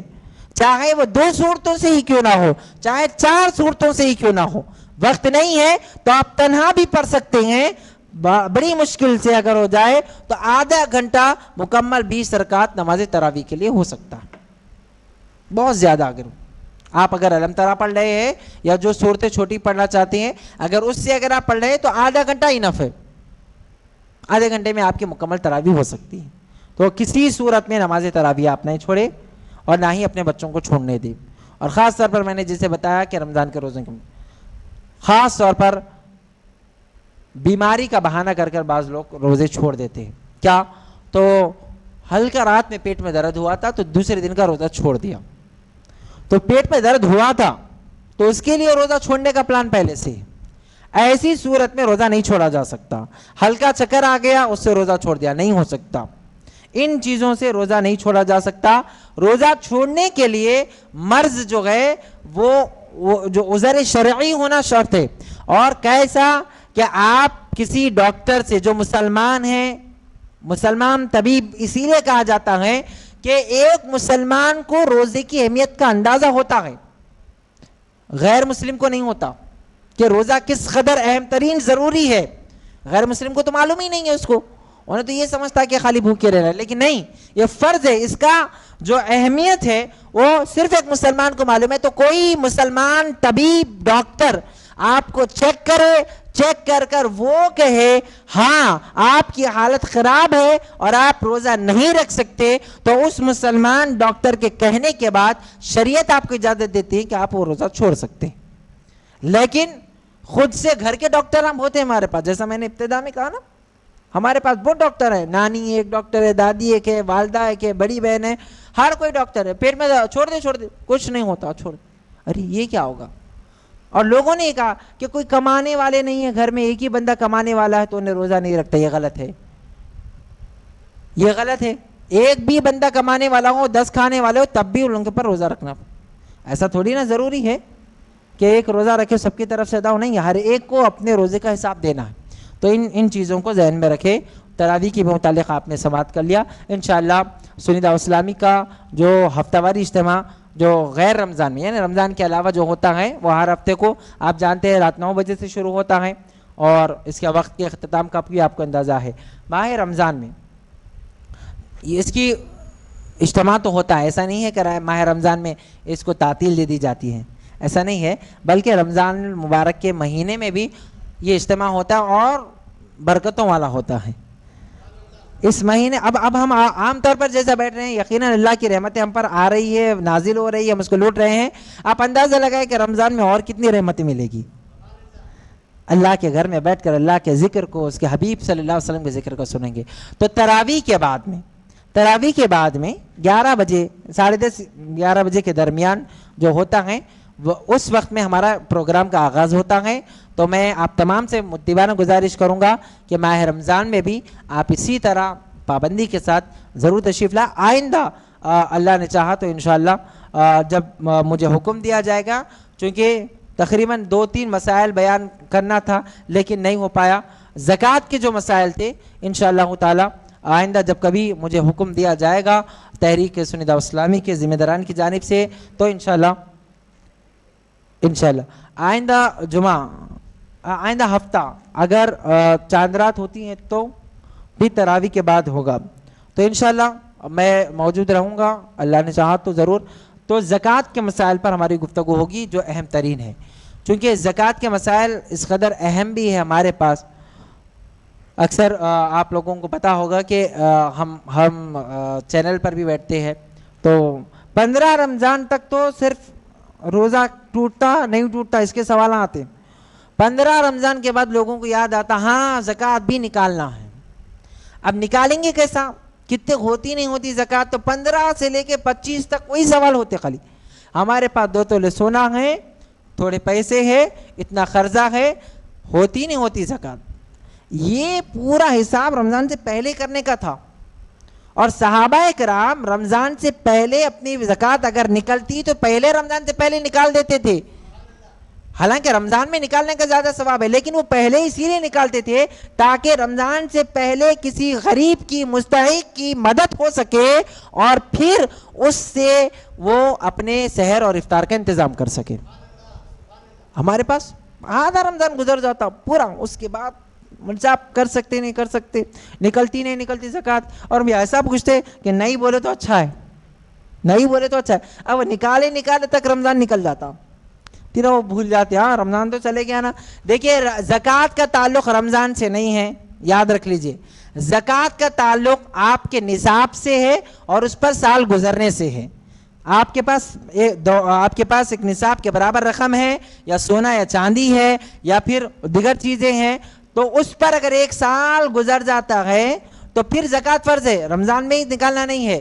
لیکن اکثر لوگ ثواب کی نیت سے، غریبوں اور محتاجوں کی مدد کی نیت سے پہلے زکوٰۃ نکال دیتے ہیں، تو یہ بھی عمل درست ہے. تو جملہ زکوٰۃ کے مسائل انشاءاللہ آئندہ نشست میں آپ کے درمیان میں رہیں گے. اگر آپ حضرات کے کوئی سوال ہے تو ہمارے پاس 2 منٹ ہے، آپ سوال کر سکتے ہیں. اس کے بعد انشاءاللہ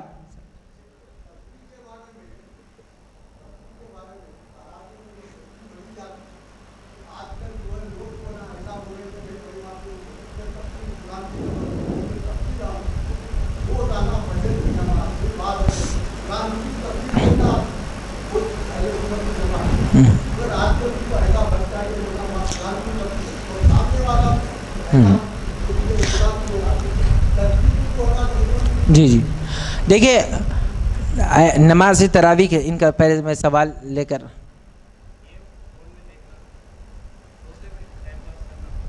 اچھا بالکل بالکل پہلا جو سوال وہ یہ ہے کہ تراویح کے درمیان میں 20 رکعت جو نماز تراویح ہے اللہ اس کے رسول کا ذکر کرنے کے لیے کچھ ذکر اذکار ہمارے پاس اسلاف نے اس کو ہمارے لیے دیا ہے. 2 رکعت کے بعد ہم کہتے ہیں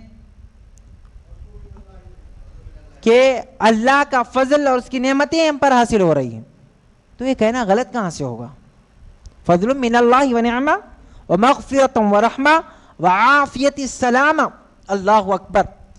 یہ تو قرآن کی آیت ہے, اور آیت کا قرآن کی کسی وقت بھی پڑھنا بالکل درست ہے. ناجائز کب سے ہوگا؟ تراویح میں بھی اگر وہ پڑھتا ہے تو ناجائز کہاں سے ہے؟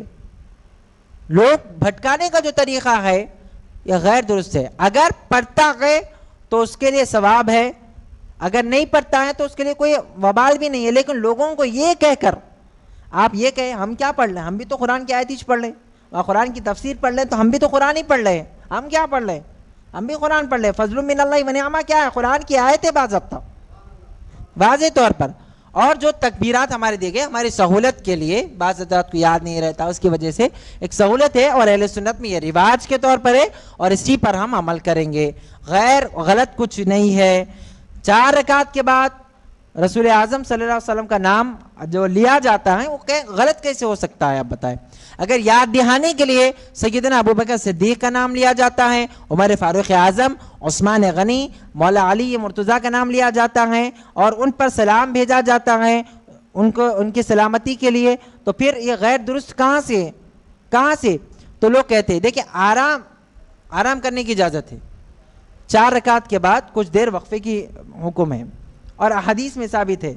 اور جو لوگ 8 رکعت کے مسئلے پر لڑ رہے ہیں, ایک امام کے نزدیک تو ان وقفے کے وقت میں بھی 4 رکعتیں ہیں.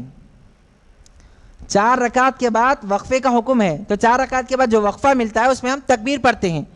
اس میں آپ تکبیر پڑھیے, خاموش بیٹھیے, قرآن پڑھیے, اس کی اجازت ہے. لیکن چونتے ایک امام کے نزدیک, امام مالک کے پاس, امام مالک کے پاس مسئلہ وہ جو وقفے کا ہے نا 4 رکعت کے بعد, اس میں بھی 4 رکعت پڑھنا ہے, تو 20 پلس آپ اور لگا لیں 36 رکعت ہے امام ان کے پاس. تو تراویح کے آپ کیا کہتے؟ یہاں تو 20 پہ لوگ رو رہے, تو 36 ان کے پاس لائے تو کہاں سے ہوگا؟ 20 رکعت پہ ہی یہ مسئلہ ہے, یہ اصول ہے, اسی پر عمل کریں گے. اب پھر ایک بھائی نے سوال کیا ہے, وہ یہ ہے کہ حالت روزے میں موبائل فون کا استعمال کرنا کیسا ہے, اور اس میں ٹائم پاس کرنا کیسا؟ دیکھیں موبائل کا استعمال اگر وہ ضرورت کے لیے ہے تو بالکل درست ہے, لیکن صرف ٹائم پاس کے لیے, گیمنگ کے لیے, یا پھر چٹ چیٹ کے لیے, یا پھر کسی قسم کے ویڈیوز دیکھنے کے لیے, یا ٹائم کو صرف پاس کرنے کے لیے, تو ایسا کرنے سے بہتر ہے کہ آپ قرآن سنیں, قرآن پڑھیں, مسائل سنیں, یا پھر علماء کے بیانات سنیں, یہ بہتر ہے. اگر اسی طریقے سے کرنا, یہ روزے کے نور کو ختم کر دیتا ہے. لغوات کرنا, چغلی کرنا, غیبت کرنا, جھوٹ بولتے رہنا, گانے گاتے رہنا, گانے سنتے رہنا حالت روزے میں, روزہ تو اس سے ختم نہیں ہوتا, لیکن روزے کا جو نور ہے وہ ہلو ختم ہو جاتا ہے. تو اس کی برکتیں جس طرح حاصل ہو رہا ہے اس طرح نہیں ہوتی, تو اس سے احتیاط کریں.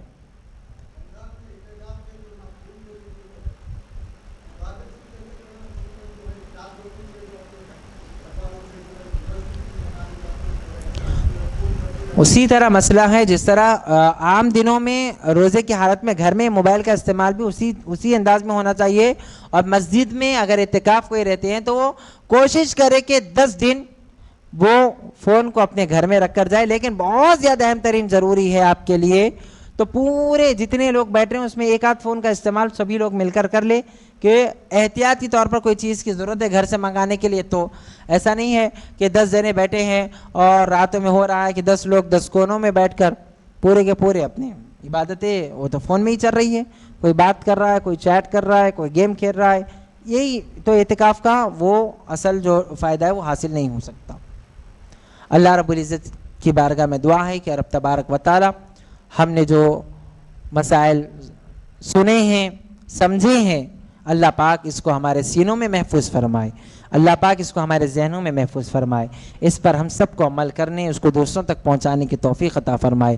رب تبارک و تعالی ماہ رمضان کے خوب بہتر طور پر استقبال کرنے والا بنائے اور ماہ رمضان میں صحیح معنوں میں روزہ رکھنے کی ہمیں توفیق اور ہدایت عطا فرمائے اور روزے کا حق ادا کرنے والا بنائے۔ اللہ رب العزت ہم تمام پر فضل و کرم فرمائے، آمین بجاہ سید المرسلین وعلی آلہ وصحبہ اجمعین والحمد للہ رب العالمین وما علینا الا البلاغ۔ السلام علیکم ورحمۃ اللہ۔